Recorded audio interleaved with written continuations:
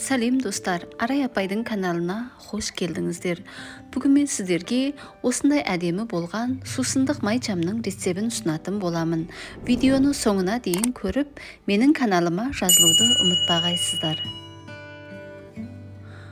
Бұл стакан майчамын жасауға арналған соя. Ыдысты таразыға қойып, сояны салып, өлчеп аламыз.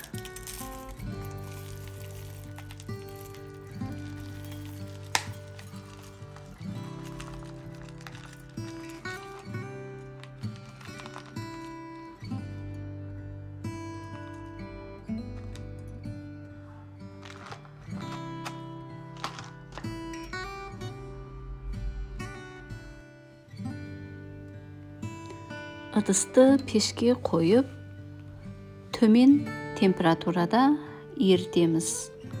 Мен пештің температурасын 3-ке теңшеп қойдым. Соя еріп, температурасы 85 градусқа жеткен кезде ыдысты пештен аламыз. Ыдысқа сояны құюдан бұрын жылу өткізгіш мылтығының көмегі арқылы стаканның ішін жылтып аламыз.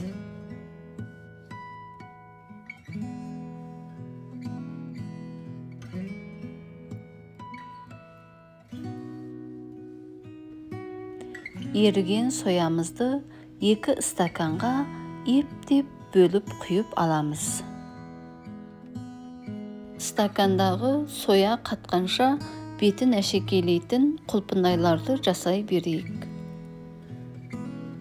Міне бұл құлпынайдың формалары.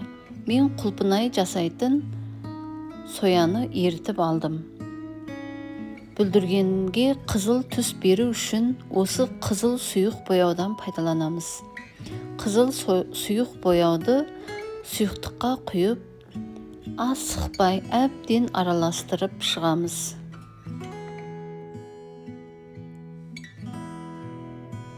Қызыл түске енген соямызды ептеп формаға ақырын құйып шығамыз.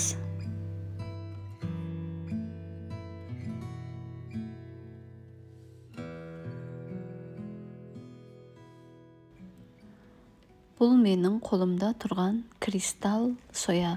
Біз бұндай сояларды сусындық және кофе майчамдарын әшекейлеуге пайдаланамыз. Ыдысқа салып, бұны да ерітіп аламыз. Стакандағы соямыз қата бастаған кезде дәл осындай ағаш таяқшаның көмегі арқылы балауыз өзегін өткізетін орынды қалдырып кетеміз. Міне формаға құйылған құлпынайдарымыз да қатып дайын болған екен, ептеп ақырын шығарып аламыз.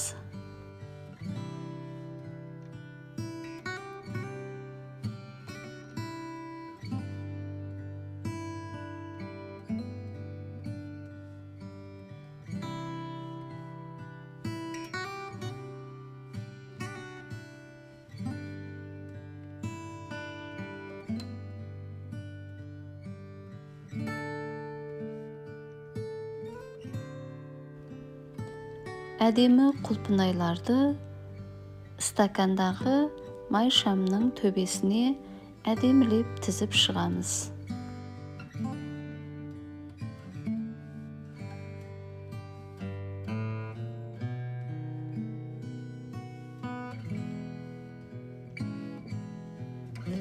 Кристалл соямыз ерігеннен кейін оған қызыл сұйық бояу қосып, түсін қызылға өзгерттік. Ептеп стаканға бетін әшекейлеу үшін құйып шығамыз.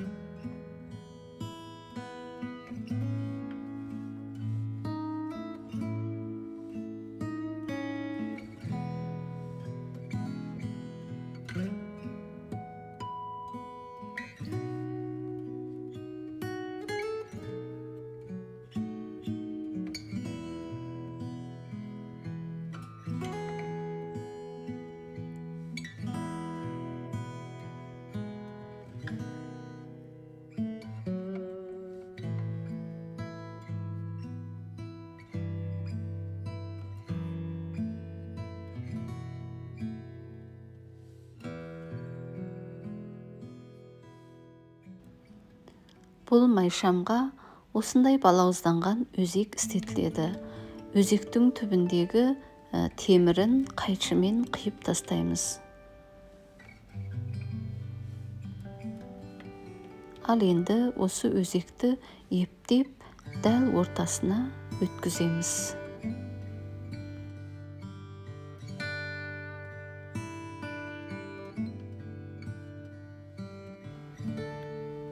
Өзекті осындай ағаш таяқшаның көмегімен бірнеше рет орап, әсемдеп шығамыз.